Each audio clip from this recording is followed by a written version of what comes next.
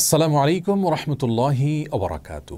আলহামদুলিল্লাহ ওসসালাতু ওয়াসসালামু আলা রাসূলিল্লাহ ওয়া আলা আলিহি ওয়া আসহাবিহি ওয়া মান ওয়ালা, আম্মা বাদ।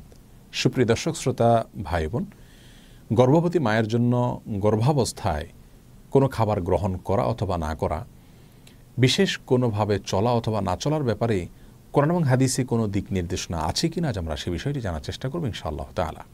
প্রিয় দর্শক, আমাদের সমাজে গর্ভবতী মায়েদের জন্য বিশেষ কিছু খাবারকে, বিশেষ কিছু চালচলনকে নিষিদ্ধ এবং ক্ষতিকর মনে করা হয়ে থাকে। তোর মধ্যে থেকে সবচেয়ে প্রসিদ্ধ হলো চন্দ্রগ্রহণ অথবা সূর্যগ্রহণের সময় গর্ভবতী মায়েরা যেন কোনো অবস্থাতেই বাসা বাড়ি থেকে, ঘর থেকে বের না হন।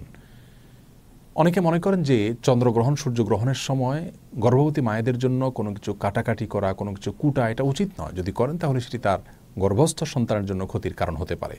অনেকে মনে করেন যে গর্ভাবস্থায় যদি কেউ যমজ কলা খান তাহলে তার সন্তান যমজ হবে। অনেকে মনে করেন যে গর্ভাবস্থায় কোনো মায়ের জন্য ডিম খাওয়া উচিত নয়, তাহলে সন্তানের চোখ কুসুমের মতো হলদে বর্ণ হবে। ডাব খাওয়া উচিত নয়, তাহলে ঘোলাটে হবে। অমুকটা খাওয়া উচিত নয়, তাহলে তমুকটা হবে। এরকম আরও নানা রকমের ধারণা রয়েছে।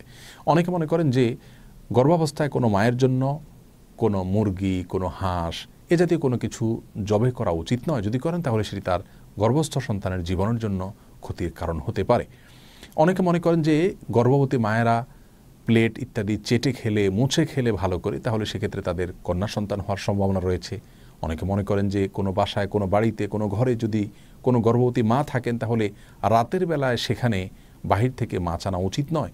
যদি আনতে হয় তাহলে আগুন ইত্যাদিতে ছ্যাঁক দিয়ে প্রবেশ করাতে হয়। আর এরকম নানা রকমের ধারণা আমাদের সমাজে প্রচলিত আছে। প্রিয় দর্শক, এই ধারণাগুলো সম্পূর্ণরূপে ভ্রান্ত, ভুল এবং কুসংস্কারাচ্ছন্ন বিশ্বাস থেকে আমাদের মধ্যে জন্ম নিয়েছে।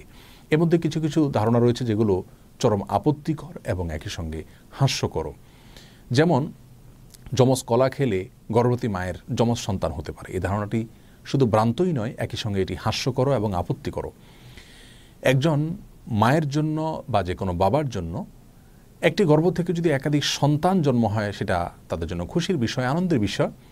এটা কখনো তাদের জন্য ক্ষতির, এটা তাদের জন্য নিষিদ্ধ কোনো বিষয় হতে পারে না। বিধায় এটিকে নিষিদ্ধ মনে করা বা যমজ কলা গর্ভবতী মায়ের জন্য খাওয়াকে খারাপ মনে করা, এটি মূর্খতা প্রসূত একটি বিশ্বাস।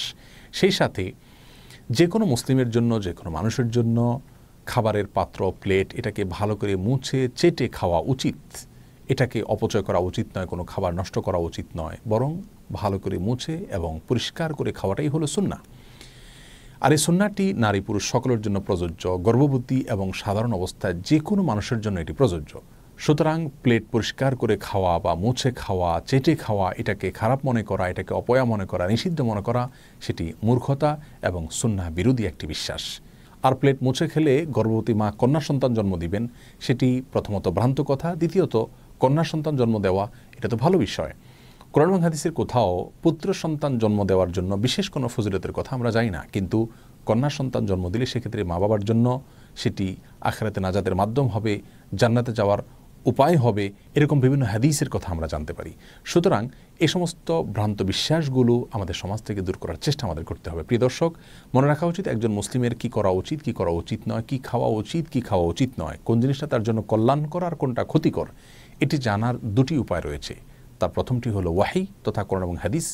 কোরআন এবং হাদিসে যদি আমাদের জন্য কোনো কিছুকে কল্যাণকর বলা হয় বা অকল্যাণকর বলে আমাদের জন্য জানানো হয়, তাহলে সেটিকে অবশ্যই আমাদের মেনে চলা উচিত।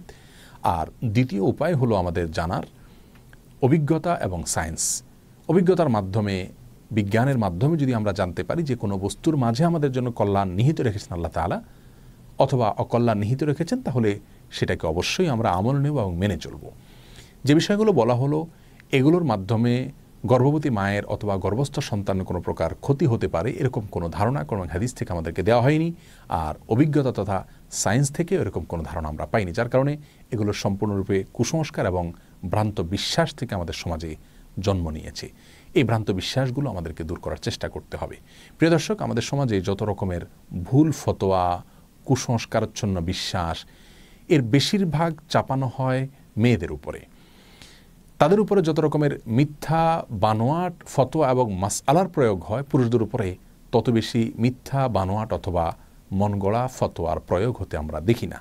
অতএব এই সমস্ত কুসংস্কারগুলো দূর করার জন্য নারী পুরুষ সকলকে আমাদের একযোগে কাজ করে যেতে হবে। গর্ভাবস্থায় একজন মায়ের জন্য কোন জিনিসটি তার স্বাস্থ্যের জন্য কল্যাণকর সেটি ডাক্তারগণ যখন আমাদেরকে জানাবেন, বিজ্ঞানের মাধ্যমে, অভিজ্ঞতার মাধ্যমে আমরা জানতে পারবো, সেটাকে অবশ্যই আমরা আমল করে চলব। আনারস বা বিশেষ কোনো খাবারের ক্ষেত্রে কোনো সময় ডাক্তারগণ নিষেধ করেন গর্ভবতী মায়েদেরকে, সেটা তাদের গর্ভের জন্য ক্ষতিকর অথবা অ্যাসিডিটি বেশি হয়, এরকম অনেক খাবার অনেক সময় ডাক্তারগণ নিষেধ করেন গর্ভবতী মায়েদের জন্য, সেগুলো ভিন্ন বিষয়। যে বিষয়গুলো আমরা উল্লেখ করলাম এগুলোর সাথে বিজ্ঞানের কোনো সম্পর্ক নেই এবং কোরআন হাদিসেরও কোনো নির্দেশনার বিষয়ে নেই, যার কারণে এগুলো সম্পূর্ণরূপে ভুল বিশ্বাস। গর্ভাবস্থায় একজন মা বিশেষ কোনো আমল করণীয় আছে কিনা এই বিষয়ে আমরা এক ভিডিওতে বলেছি।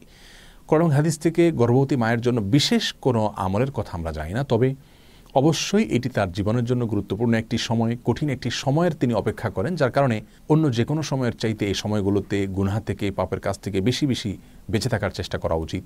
তার উচিত গান বাজনা থেকে এবং হারাম ফিল্ম দেখা থেকে এবং যে কোনো ধরনের গুনাহ থেকে বেশি থেকে বেশি বেঁচে থাকার চেষ্টা করা, যাতে করে আল্লাহ রাব্বুল আলামিনের অনুগ্রহ তিনি বেশি থেকে বেশি অর্জন করতে পারেন। এবং সাধারণ নেক আমলগুলো করা উচিত, জিকির আজকার করা উচিত, আল্লাহর স্মরণ করা উচিত, গর্ভস্থ সন্তান যেন নেক হয় সেজন্য দোয়া করা উচিত এবং আল্লাহ যেন তার কঠিন মুহূর্তটা সহজ করে দেন সেজন্য দোয়া করা উচিত এবং নেক আমল করা উচিত। আল্লাহ রাব্বুল আলামিন আমাদের সকলকে সব ধরনের কুসংস্কার থেকে বেঁচে থাকা এবং রাসূল করিম সাল্লাল্লাহু আলাইহি ওয়াসাল্লামের সবগুলো সুন্নাহকে অক্ষরে অক্ষরে যথাযথ উপায় পালন করার তৌফিক দান করুন।